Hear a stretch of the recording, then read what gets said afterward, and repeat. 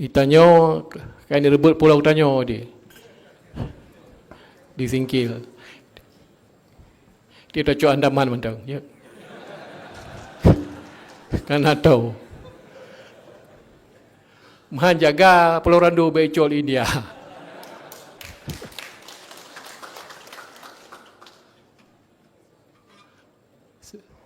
Walaupun bercanda kita harus hati-hati juga. Tapi yang jelas 40 itu hak kita. Kita punya. Bapa kita berteriak ni seriak itu hak kita. Cuma kita slow aja, enggak apa-apa. Hai patih, tajam buat remulan, tajam buat rumput di Sabang, di Pulau Panjang. Kemenan.